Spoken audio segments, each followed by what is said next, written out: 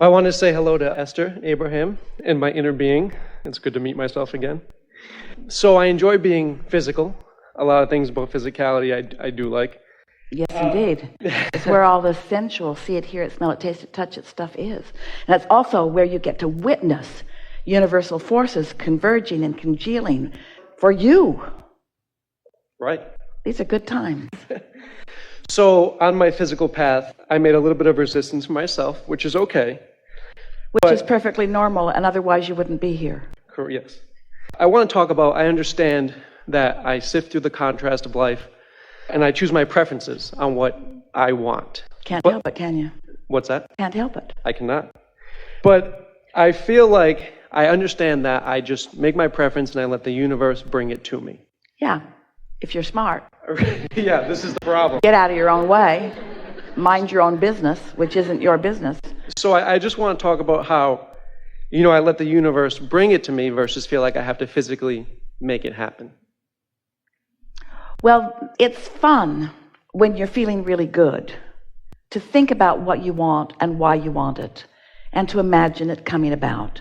Because that way you are bringing pleasure to yourself in your now as you think about things that are important to you. And the more detailed that you become when you're feeling good, then not only the more fun it is, but the faster the energy moves and the more hands-on feeling you have, the more your own hands in your own clay. But if you're really actually worried about it or only hoping for it, and there's still doubt laced in your vibration, then the more you talk about it, the more you shoot yourself in your own foot, because you're actually contributing to the vibration that exists rather than the vibration that you're reaching for. The best way to understand that is every subject really is like a stick with two ends on it. And one end of it is what you want, and the other end of it is the absence of what you want. For example, if you're thinking about more money, we bring that up often because it's a common intention among most humans. So as you're wanting more money and you're thinking about more money, but it makes you feel worried, or it makes you feel envious, or it makes you feel angry, or it makes you feel blameful, then the more you're thinking about it, the more you are not working for your own cause. It's the conversation that we just had with our friend about still be beating the drum of the problem rather than being in vibrational sync with the solution. Yeah. So I guess that in my physical life, sometimes I feel like it's almost cheating, like I can't just let the universe bring it to me, pet my dog. And well, that's a belief that you do well to work your way out of. Because that belief says, I'm not worthy and I have to earn through my hard work and action. And what the laws of the universe are saying is, line up with it and it's yours. Yeah. In other words, it is as simple as tuning your radio dial to the station that you want to hear. Esther and her friend were coming from the airport, and a driver, really a nice guy, having such a good time. He was enjoying the beautiful day on Friday afternoon when they flew in. And he said to them, do you have Bluetooth on your phone? And Esther said, yes. Can I be the DJ? And so he tried to set his radio so that Esther's Bluetooth could hook into it so that she could play the songs on her phone. But the screen said, cannot happen while vehicle is moving. He pulled off on the side of the road to make it possible for Esther to play her music through the phone. It was exhilarating to watch technology line up with what Esther was choosing. So she'd play a song until everyone had received the high from it, and then she'd play another one. She didn't play a whole song all the way through. She just kept playing a song until it got to the best part, and then she'd play another song until it got to the best part, and then she'd play another song until it got to the best part. And many of the songs she was playing, he had never heard before. She couldn't believe it. How can you not know all of my favorite songs? They didn't want to get out of the car. He said, can we just drive around for a while? They came to the hotel, and they all said, oh. Of course, the point that we're making is that when you set your radio dial, what's there is there. And there is no one that comes on and says, you haven't suffered long enough. Listen to more songs you don't like. You have to listen to 10 songs you don't like. There must be a song struggle. And then we'll give you a little bit of the song that you like to hear. There's nothing like that. Just line up with what you want, and the universe delivers, not only delivers it to you quickly, but delivers it to you through the path of least resistance that is the most satisfying path that you've ever experienced. Good thing after good thing after good thing after good thing after good thing coming to you because you deserve good things. Where do you get this stuff? Who has pinched you off from your sense of worthiness? Someone with shortage consciousness about the good stuff. Someone who thinks the pie is only this big, and if you get too much of it, you'll deprive them of it. Sure. And we say, do you ever say, oh, I've been well for so long, and all those sick people, I think I'll be sick for a while. I'll be sick for the month of June to allow more people who ordinarily would be sick to be well. You don't say that. Because you know that you're not depriving anyone of wellness, and you're not deprived by being well, and you're not depriving anybody of clarity by being clear-minded. You're not depriving anyone of anything by tuning in, you see. But there are those who don't know that, who convinced you that you should not be selfish. They accuse us. Abraham, you teach selfishness. We say, guilty as charged. We do. If you're not selfish enough to care about how you feel, then you're not going to tune into the resources that are already earmarked for you. You should see your vortex. If you want to feel worthy, if you want to know, oh, we would like so much if you could peer into this vortex and understand all the good stuff that you've put there since you were born into this body and even before, how it's all there encoded with the vibrational DNA of that which is you, all queued up for you, just waiting for you to get into that sweet spot so that you can lean forward and not get conked on the head with something. Yes. To get in that sweet spot where you have the sensation of what to do and when to do it.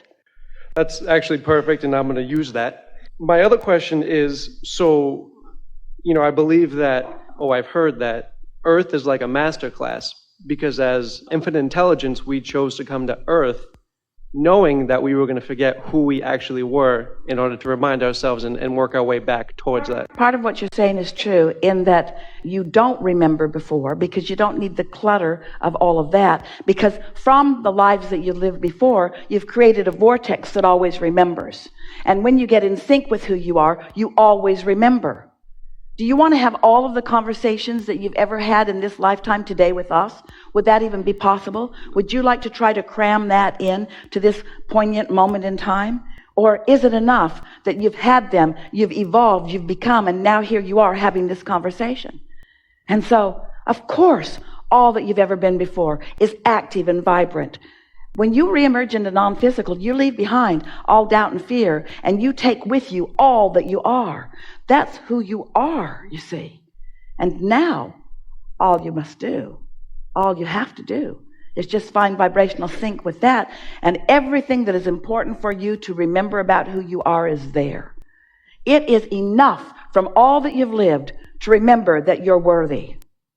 So when you call Earth a master class, we take issue with it in this sense. You have not been sent here to learn, and you've not been sent here to redeem, and you've not been sent here for any reason. You've come for the joy of expansion.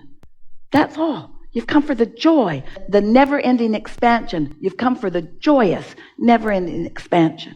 You haven't come to remember what you've forgotten. You've come to sync up with what you know, but that's far different than being demanded to remember what you've forgotten. Can you feel the difference?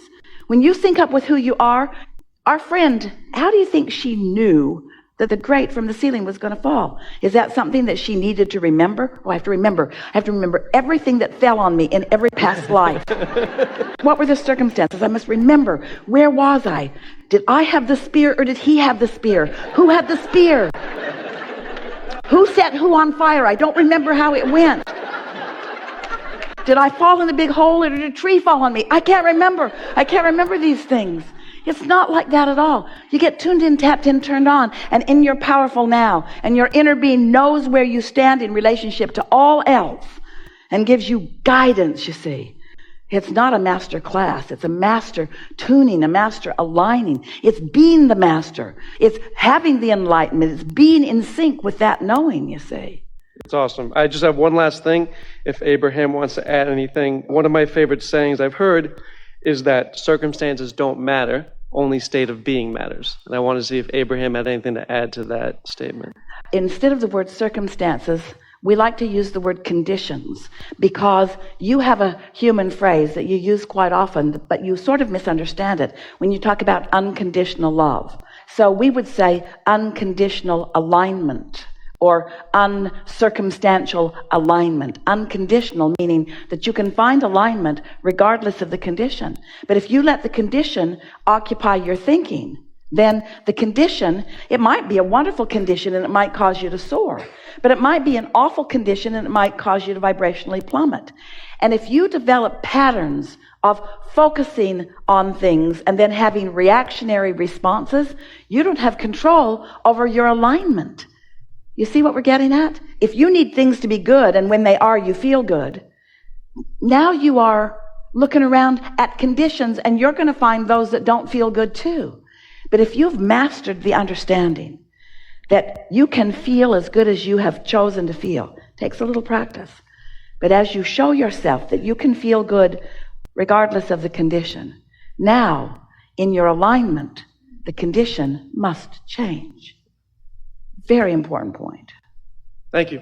Your questions could not have been more exhilarating to us. Oh. And together we have put it into vernacular that has taken thought and word beyond that which it has been before. And our appreciation is deep. Thank you.